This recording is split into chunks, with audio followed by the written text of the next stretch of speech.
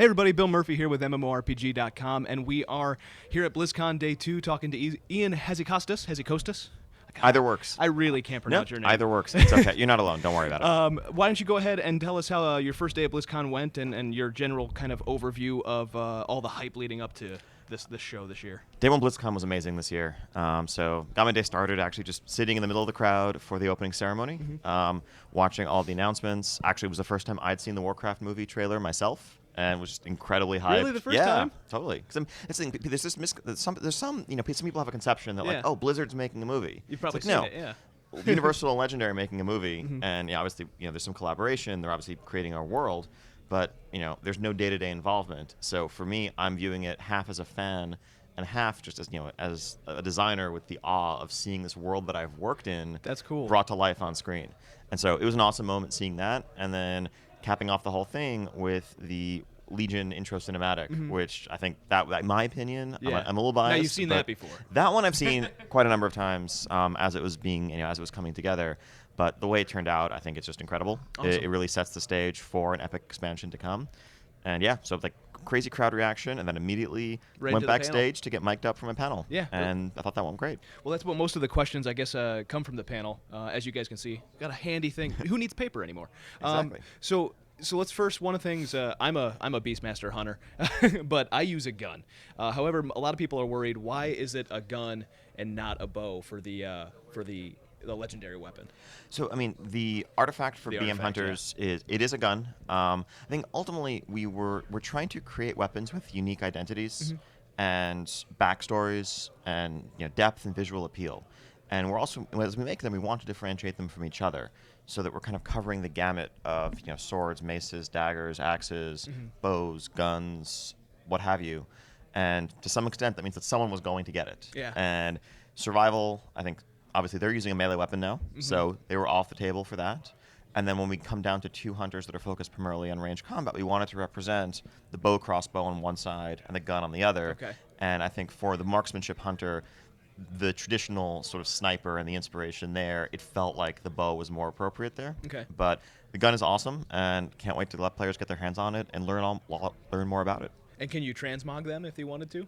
You can transmog, so but then you'll lose all the visual upgrades. And you stuff can like transmog your artifact to look like other weapons if that's what you want. You can't transmog other things to look like your artifact. So you can't. So if I wanted my legendary or my artifact gun to look like a bow, I could make it do that. Okay. And exactly. And if you have this really cool like samurai transmog that you always use, and you want your Ashbringer to look like a ninja sword instead, you can do that. Okay.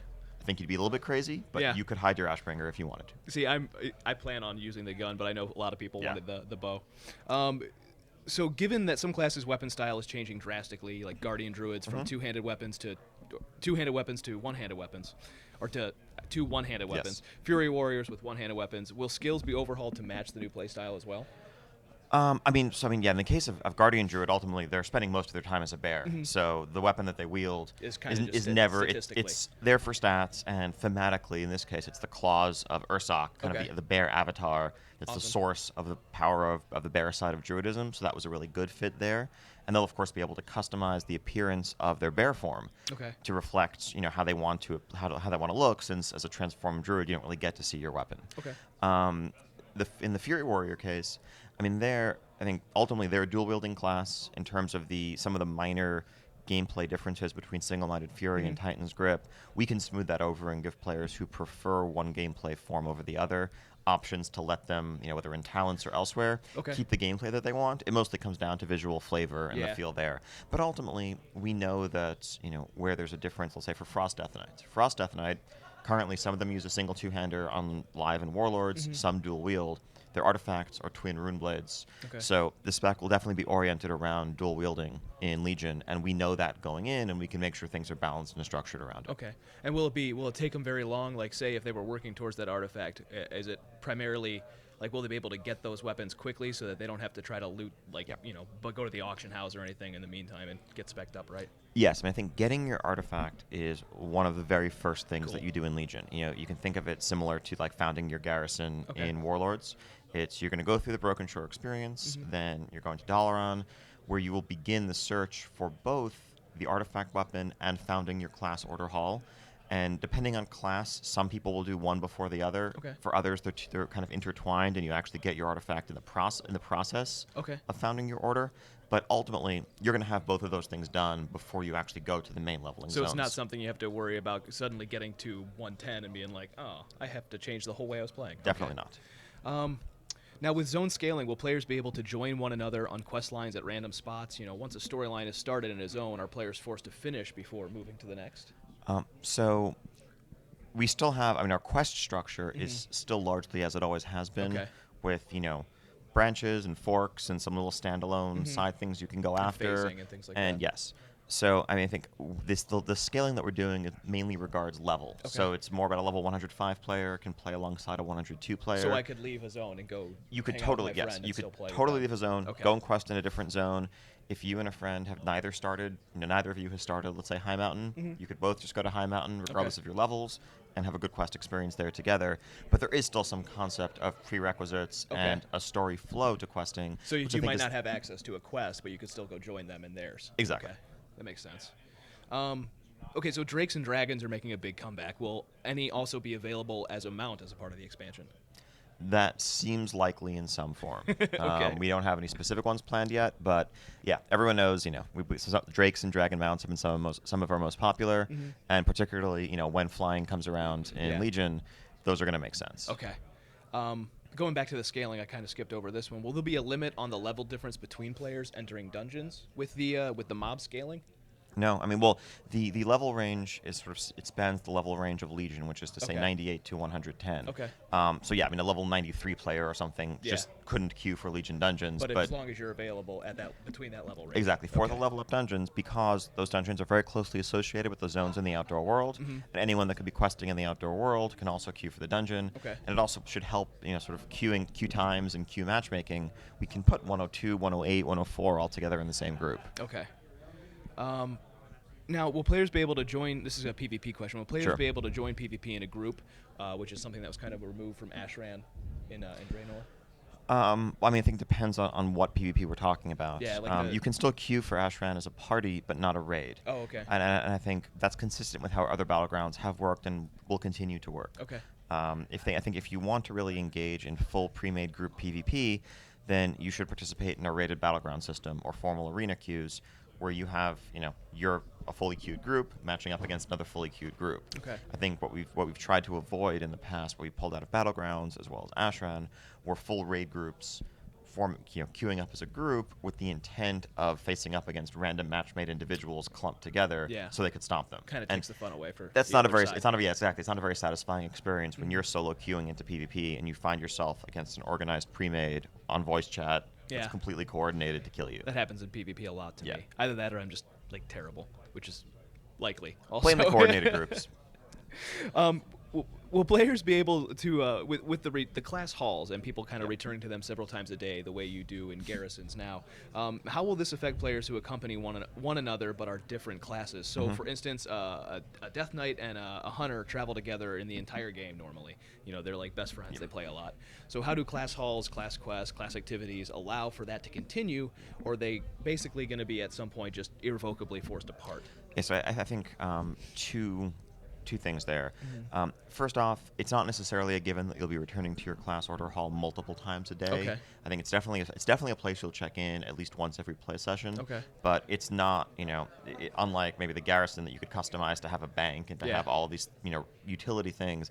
That's not what your order hall is about. Okay. But yes, ultimately the order hall is basically a secret clubhouse for members of your class. Okay. So no Death Knights allowed in the Paladin one, no Paladins allowed in Acheris. That would just feel a little bit odd. Okay. But we're giving players a convenient teleport spell, very much like the Death Knight Death Gate, that ports them to Acheris and back. Yeah. That will let them travel to and return from their class order hall. Okay. So if you need to visit it, that shouldn't be a major disruption to your flow. If you and a friend are different classes, you both need to go back to your order halls for some reason, you can each go do that. You'll be going to separate places, and then you'll be rejoining each other. And of course, the class order halls are also, unlike garrisons, shared spaces. So when you're there, you're going to see a lot of All other the other members of your folks. class running around. Yeah. So I think that kind of reinforces that feeling of class identity. Okay. And yes, druids do return to their grove, Is and it- rogues return to the Dalaran Underground. It's kind of like basically going to serve as your inn also. You know, like at the end of your play session, and you and your friend are parting ways and saying, all right, we'll talk to you later. You Yeah. just kind of port back. Quite likely. I mean, Okay. it may be that, it may be Dalaran. I think it's going to depend Okay. on personal preference, but we'll Okay. see. With time walking dungeons now in game, are there any plans with Legion to introduce some sort of time walking raids, maybe even in just the LFR section? Yeah, it's definitely something that I've heard come up, and it could be a really cool thing for us Yeah. to do. We don't have any specific plans. I don't think we would do it for patch 7.0 in particular. Time walking tends to be something great to complement later patch content. Yeah. I think when Legion comes out, there's going to be so much new stuff to do that going back and doing, let's say, LFR Tempest Keep might not be Yeah. the first thing on anyone's list. I think one of the challenges with making that conversion is that we would basically have to create an LFR difficulty for raids that never had one. Okay. Whereas with time walking, those dungeons really were designed, certainly in the case of Lich King and onward, with random match-made groups in mind, and so we can just scale you down and drop you in there, and it kind of works out organically. Yeah. Whereas, there are mechanics. If you had a random match-made group that we sent back to Black Temple and scaled you down Okay. to the appropriate level, imagine how something like Terran Gorefiend, where one person gets randomly chosen Yeah. to be the Shadow of Death that has to save the entire raid, how that would play out Yeah. without any changes made. So it's something we'd like to do. It would be awesome, and hopefully we'll get to it. Okay. Another thing is, I guess, talking about the we're calling it an intermission content update, intermission patch between now and Legion, I guess. Do you have any an idea of timeline before you start seeing that, like, sort of lead up content going into Legion, which is due out in summer of next year? Yeah, I mean, I think so, right. We have patch 6.2.3 coming out very soon that, expands time walking, expands dungeon gameplay, and offers a whole bunch of new rewards and incentives Okay. within the framework of Warlords. But yes, I think in the near future as well, we're going to have our Legion beta starting, Okay. and people will start to get more insight into, everything that's going on there in a very direct first-hand way.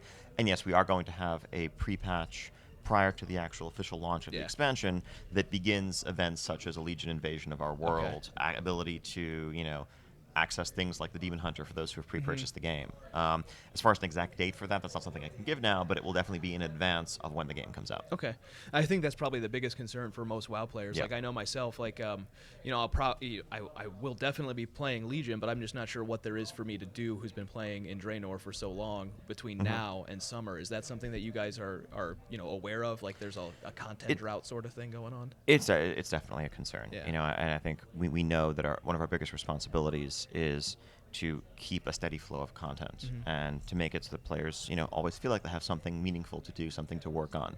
I think we're in 6.2.3, we're giving players reason and incentive to revisit dungeons they may not have been to in a while and hopefully have a new way to progress their character in a lot of cases. Okay. But I realize that, drought in content is a very real problem. Yeah. At this point, the best thing that we can do to solve that problem is to finish Legion at a high degree of quality as quickly as we can. Okay. And that's where all of our efforts are focused. And do you think that with this expansion, do you have content plans for after the expansion launch that maybe will take longer to get through than what it did for Draenor, because it seemed like there were not as many patches between expansions this time? We do have what I would consider more ambitious plans. Okay. I think we're talking about and planning out, let's say, patch 7.1, and it's going to be a much more sizable, robust patch than 6.1. Okay. And I think that trend will continue after that. Yeah, because I don't think people really worry so much about a long period of time between expansions, as long as there's also content between those expansions. I to keep completely going. agree. Yeah, cool. I got nothing else. Gene, you got anything? Moose. Moose. I don't Yeah. know what moose means. What's up What with the about it? moose? Well, Archimond, what are the time frames? Yeah. because It was originally published. Lore questions, as- folks. Yeah, it was originally. It was originally data mined by, I think, the Wowhead folks as being an item that was going to be on a store, and then they all found out, you have to earn it through defeating Heroic Archimond or Mythic, and that's cool. Earning it, I always approve of earning it versus just buying it off the store necessarily. I like to work for my stuff, but they were talking about like what time frame, like how long will people have to be able to earn that? Because you defeat Archimond and then you get the quest item that sends you off to eventually get it from the Grove Wardens. So how long of a window are players going to have to be able to gear up and get ready to be able to take on Heroic Archimon in like a pug? That's a detail. All right. So yes. So in patch 6.2.3, you can finally get a moose. The Grove Warden, this mount that is very closely associated with the Druids of Moonglade, is something that you can earn by defeating Heroic Archimon or Mythic Archimon. When you defeat them, everyone in the raid group who participates who hasn't yet done the quest will get a quest drop. That's basically a fragment of chaos, a piece of Archimon's mysterious power that you'll bring to the Druids of Moonglade to kind of analyze and try to learn more about. A very short sequence follows, and after that, the Druids thank you by rewarding you with their moose. And then you, at long last, have this glorious flying moose. That's going to be available during basically starting in patch 6.2.3 very soon, and will cease to be available once 7.0 Legion pre-patch hits the servers. So, hopefully not a very long time. So there. Hopefully, he said, folks. Exactly. Hopefully. Don't get too worried. I think that's it that we have today. Is there anything that you wanted to say to the players? I guess for BlizzCon and for the next few months. No, I'm just halfway through BlizzCon right now, and it's already been incredible. It's amazing, as always, every year coming out and seeing all the passion that our fans bring and the excitement. And I promise we're going to do our very, very best not to let any of you down. And when are you going to cosplay and come out here? That's not happening. Well, it was worth a shot, people. All right. Okay. Thanks so much. MMORPG.com. Hozzikostas. Thanks very much. My pleasure. Thank you.